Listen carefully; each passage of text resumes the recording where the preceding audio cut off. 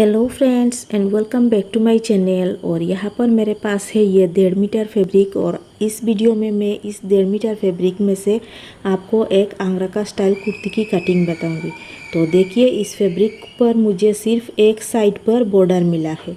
तो सबसे पहले हमें इस बॉर्डर को अलग करना है। तो यहाँ पर आप देख सकते हो मैं बॉर्डर को अलग किए जा रही हूँ, लेकिन इसके साथ मैंने 1/2 इंच एक्स्ट्रा डालते हुए इसे कटिंग किया है। तो ये मेरा बॉर्डर अलग हो चुका है और बॉर्डर भी मेरा यहाँ पर 1.5 मीटर है। अब इस कपड़े को मैं हॉरिजॉन्टली 4 फोल्ड कर लूँगी। तो 4 फोल्ड कर लेने के बाद मैंने इस कपड़े को आपकी तरफ घुमा दिया है। तो इस तरफ है खुला साइड और आगे से जो कपड़ा बचा है इसमें से मैं अपनी स्लीव्स निकालूंगी। और ये जो फोल्डेड हिस्सा है ये इसकी चौड़ाई है 25 इंचेस। तो इसकी जो जिस मेजरमेंट पे ये कटिंग होगी वो आपको स्क्रीन पे नज़र आ जाएगा। अब मैं इस पर अपनी मार्किंग डालूंगी। शोल्डर डालेंगे हम 7 इंचेस पर और आर्म होल के लिए भी हम 7 इंचेस पर मार्क डालेंगे। आप चेस्ट का 1/4 है मेरा 10 इंचेस, तो यहाँ पर मैं 10 इंचेस पर मार्क लगाऊंगी। अब आगे से 2 इंच एक्स्ट्रा रखेंगे हम लूजिंग के लिए। अब ऊपर से शोल्डर से नीचे 14 पर एक मार्क डालूंगी वेस्ट के लिए। तो यहाँ पर 14 पर एक मार्क डाल लेने के बाद इसकी चौड़ाई में अपनी 1/4 रखूँगी 9 इंचेस। 36 का 1/4 आता है 9 इंचेस। अब फिर से हम ऊपर से 19 इंचेस पर मैं एक मार्क लगाऊंगी हिप के लिए। और हिप की चौड़ाई भी मेरा है 10.5 इंचेस। तो इस तरह से यहाँ पर 10.5 पर मार्क डालूंगी।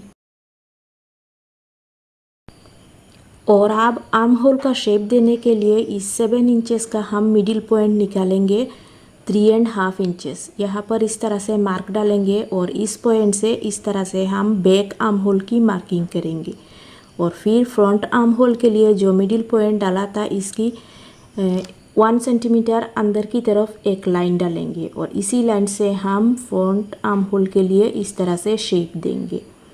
और फिर हम इन सारी मार्किंग को जॉइंट करने के लिए मैंने यहाँ पर स्केल की मदद लिया है। वैसे तो आप खाली हाथ भी यहाँ पर डाल सकते हो। तो स्केल को किस तरह से बिठाया जा रहा है आप इस वीडियो में देख सकते हो।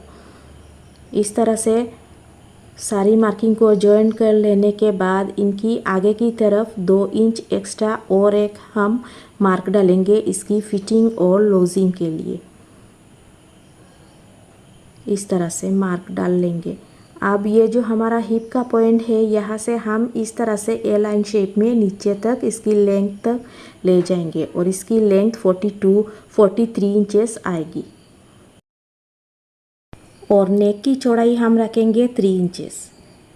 बैक नेक के लिए इस तरह से 3 इंचेस पर एक राउंड शेप देंगे। इस तरह से हम सिर्फ एक राउंड शेप दे देंगे।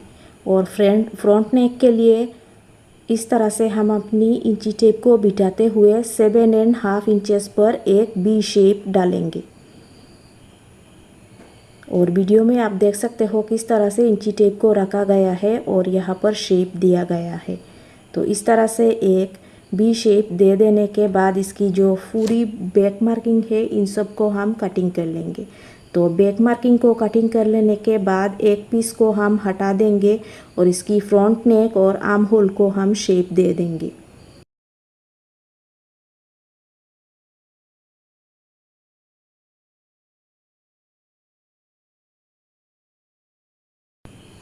तो नेक और आर्म होल को कटिंग करने के बाद हमें इस तरह की पीस मिल जाएगी। अब हम इसकी स्लीव्स की कटिंग करेंगे। तो जो हिस्सा हमारा आगे से बचा हुआ था इस हिस्से को हम इस तरह से 4 फोल्ड करेंगे। इस तरह से 4 फोल्ड करने के बाद इसकी आगे से आप बॉर्डर भी डाल सकते हो, लेकिन मेरे पास यहाँ पे बॉर्डर कम है तो मैं इसे प्लेन ही रखूँगी। तो देखिए इसकी चौड़ाई है 10 इंचेस और लेंथ भी आ रहा है 10 इंचेस। जिनके चेस्ट 30 से ऊपर है इनके लिए हम यहाँ पर 3 इंचेस पर मार्क डालेंगे और आगे खुले हिस्से पर भी इस तरह से 3 इंचेस पर हम मार्क डालेंगे डाउन पर। अब इन दोनों पॉइंट को इस तरह से हम मिला देंगे। तो ये हो जाएगा हमारा स्लीव का शेप।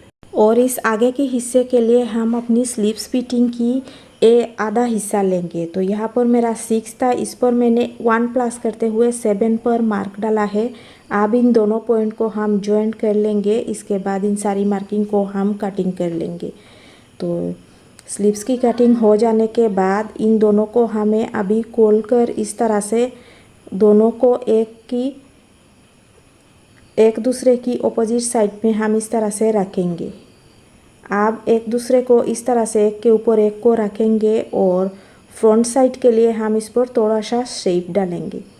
तो अभी हमें यहाँ पर हमें फ्रंट के हिस्से के लिए शेप देना है। तो यहाँ पर मैं 1/2 सेंटीमीटर या फिर 1 सेंटीमीटर इस तरह से और एक काट लगाऊंगी, जैसा कि आप इस वीडियो में देख सकते हो। और ये हिस्सा हमारा फ्रंट की साइड आएगा। जब हम स्लीव्स को अटैच करेंगे तो ये हिस्सा हमारा दोनों स्लीव्स के फ्रंट के साइड आएगा।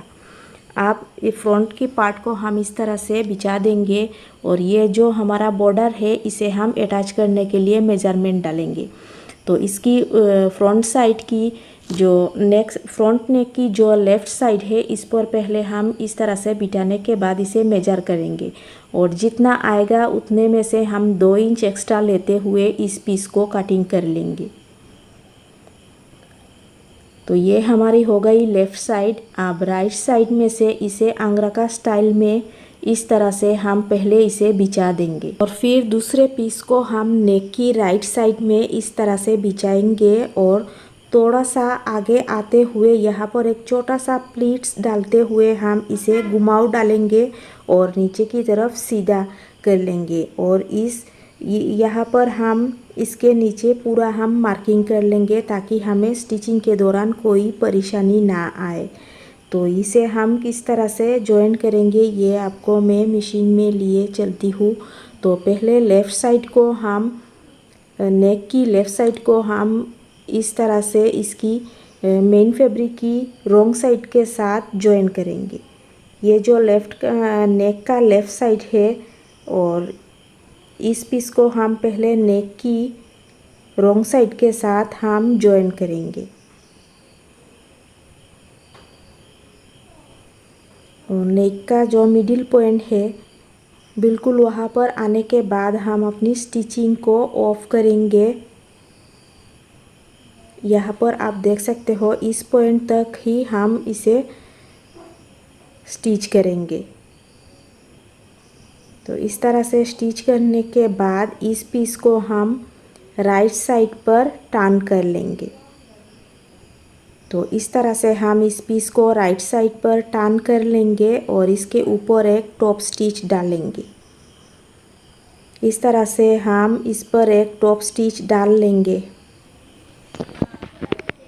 तो यहाँ पर मैंने यह स्टिच डाल लिया है और आप देख सकते हो स्टिच डाल लेने के बाद मैंने यहाँ पर दूसरी कलर की थ्रेड डाला है ताकि आपको अच्छे से विजिबल हो जाए।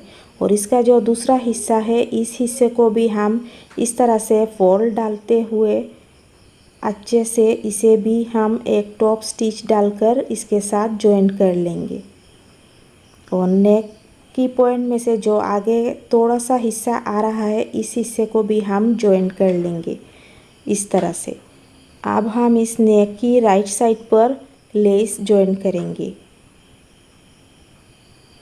इसके लिए फिर से हम लेस की पीस को मेन फैब्रिक के रॉन्ग साइड के साथ जॉइन करेंगे।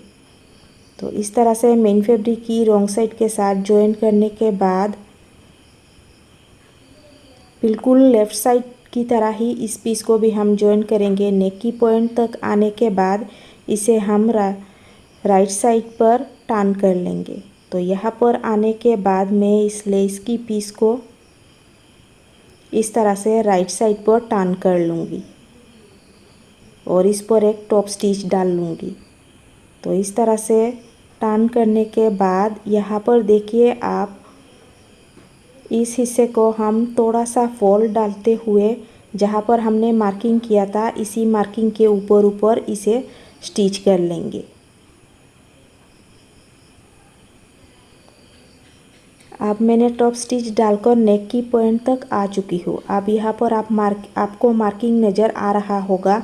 तो इस पीस को इस तरह से थोड़ा सा फोल्ड डालते हुए मैं बिल्कुल इस तरह से इसे जॉइंट करते जाऊंगी। और जहाँ पर आके हमारा घुमाव है वहाँ पर आने के बाद इस हिस्से पर हम कुछ नहीं करेंगे, बिल्कुल सीधा सीधा ही इसे घुमाव डालते हुए स्टिच लगाते हुए पूरा नीचे तक सीधा कर लेंगे।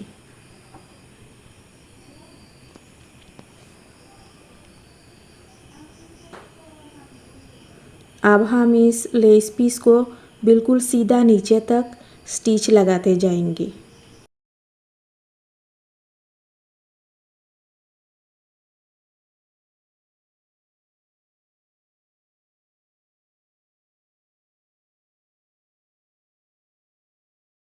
और फिर इसका जो दूसरा हिस्सा है इसे भी इस तरह से फोल्ड डालेंगे और इसके ऊपर एक टॉप स्टिच लगाते जाएंगे।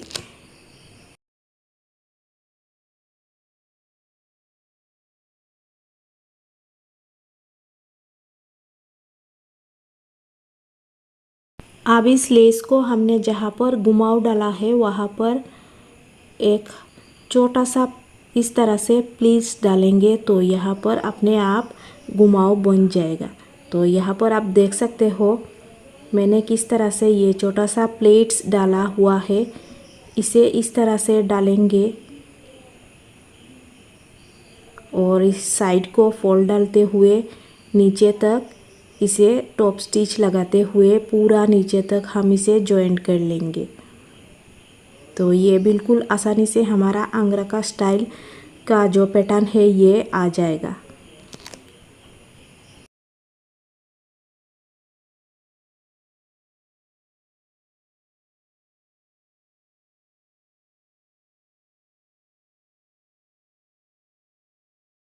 तो ये पूरा होने के बाद आप देख सकते हो बहुत ही नीटनेस के साथ हमारा आंगरा का पैटर्न बन चुका है।